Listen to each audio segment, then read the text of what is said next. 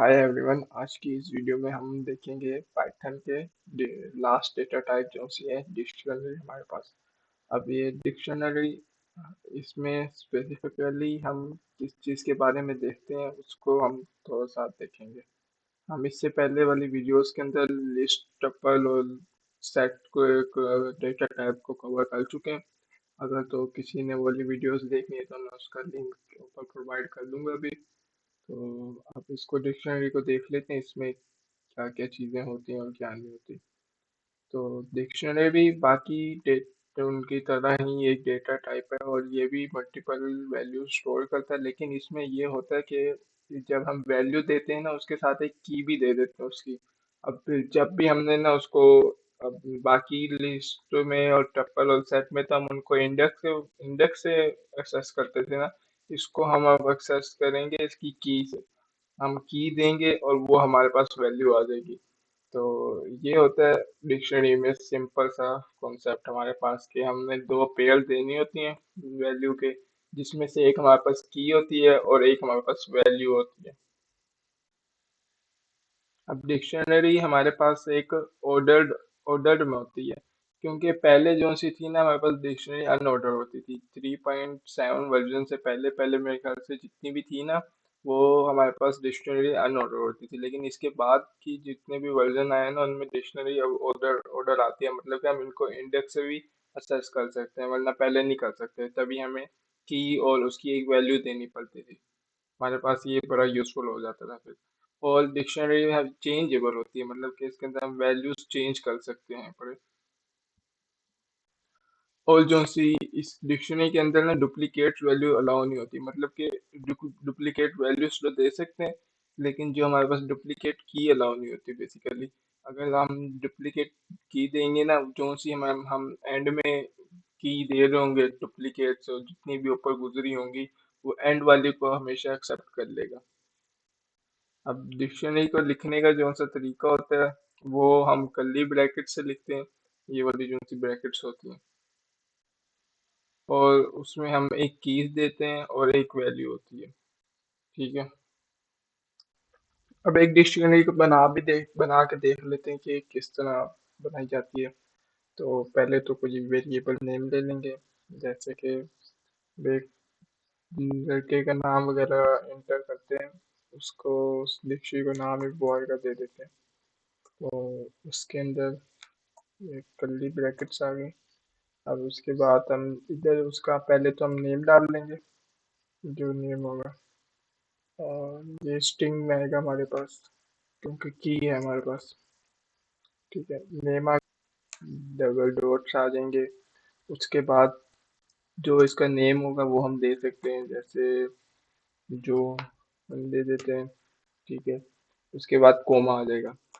फिर आगे कोई और इसकी अगर हमने एज देनी हो तो उसको भी सेम इसी तरह एज का यूज करके, और जो एज होगी अब उसको हम इंट में भी दे सकते हैं, लाजमी नहीं कि स्ट्रिंग में ही दें। तो इंट के लिए अब जैसे हम इसकी 40 एज दे देते हैं। आगे अब इसका हमने जेंडर बताना हो तो जेंडर भी दे देते हैं। तो जेंडर जैसे हमारे पास आएगा मेल।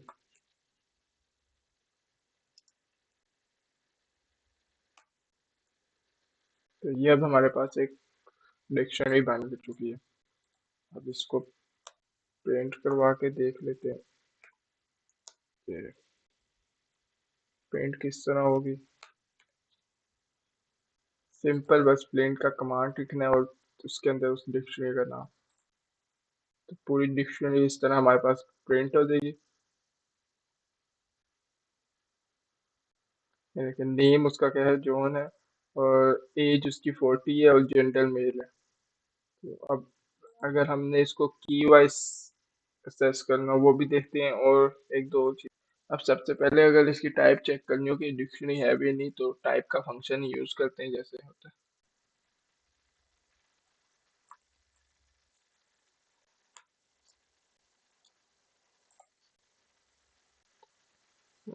हमारे पास आगे डिक्शनरी है पड़ी। अब इसकी लेंथ भी हम चेक कर सकते हैं, उसके लिए भी सेम जैसे हमने लेंथ का फंक्शन यूज करके 3 वैल्यूज हमने दी हुई है, 3 लेंथ आ जाएगी इसकी, ठीक है।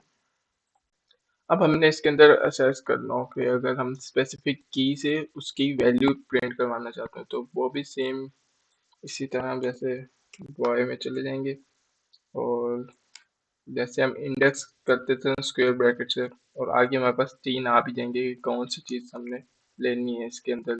इस डिक्शनरी के अंदर ये 3 चीज़ें एज जेंडर और नेम पड़ा हुआ है, तो हम अभी इसका नेम प्रिंट करवा के देख लेते हैं।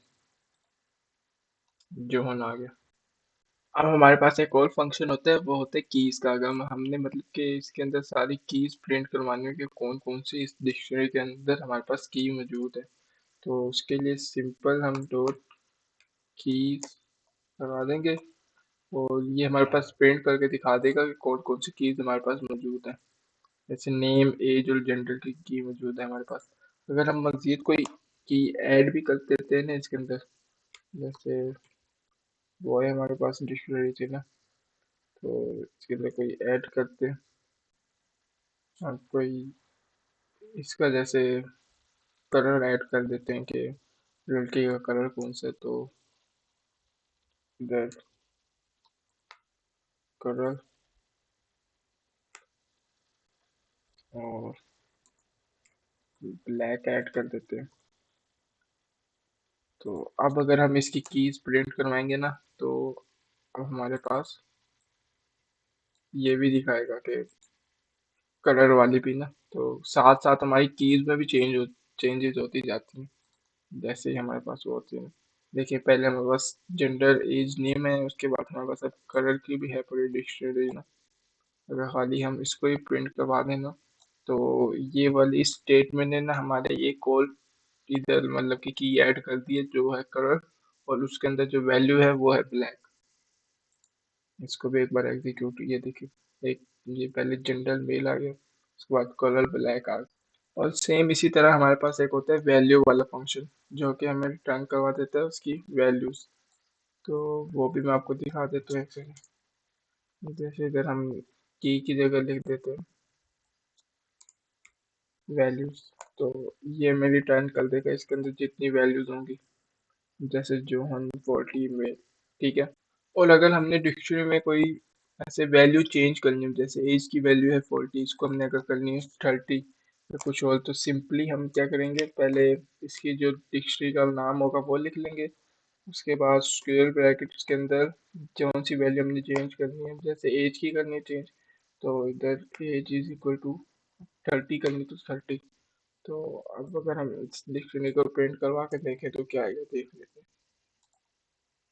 देखें हमारे पास एज की जो सी वैल्यू है वो 30 ही आएगी, 40 नहीं आएगी। तो इस तरह हम इसकी वैल्यू चेंज कर सकते हैं। और ऐड करना तो अभी हमने सीखा ही था, अगर हम इसको एक और वेरिएबल मतलब कि दे देते हैं कि अभी कलर वाला जैसे हमने किया था उससे हम ऐड कर सकते हैं। इधर एक बार करके दिखा देता हूँ, मतलब कि वेरिएबल ही चेंज कर दिया हमने, खाली टी लगा दी तो अब ये की ये एक अलग से आ जाएगी। तो इस तरह ये ऐड होगी हमारे पास एक और वेरिएबल। और अब रिमूव करने का देखते हैं वो कैसे करते हैं।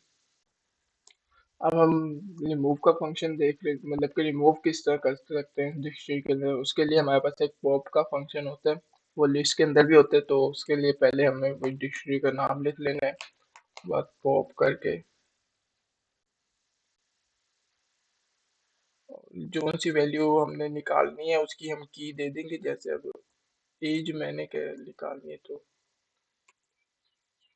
इसको हमने पॉप कर दिया। अब आगे इसको प्रिंट करवा के देख लेते हैं।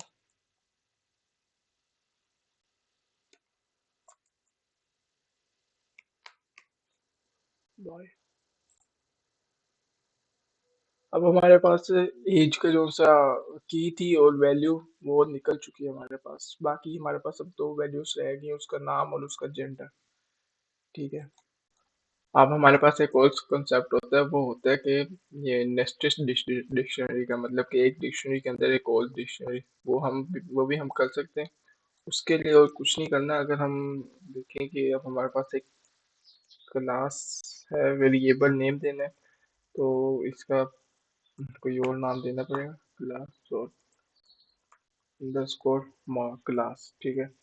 अब इज इक्वल टू, ये हमारे पास बन चुकी है एक डिक्शनरी। तो अब इसके अंदर एक और डिक्शनरी बना लेते हैं जो हमने पहले बॉय की बनाई थी। अब boy1 इज इक्वल टू, ठीक है, फिर एरर नहीं देगा।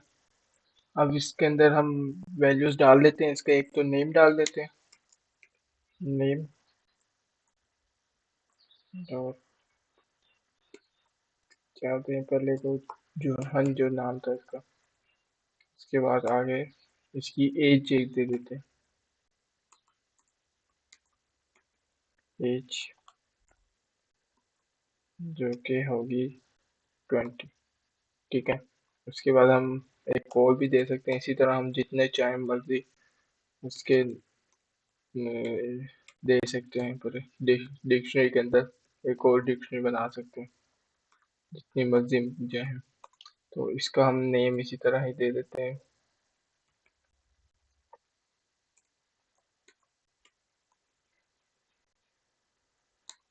इसका नेम कुछ भी दे देते हैं, इसको अली नेम दे देते हैं।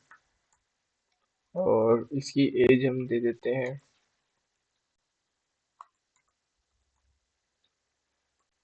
15 या 18 दे देते हैं, इतना छोटा भी नहीं करते इसको, ठीक है। तो अब ये दो हमारे पास, एक ये भी डिक्शनरी, अब इसको मैं एक बार इसकी टाइप भी प्रिंट करवा के दिखा दूंगा।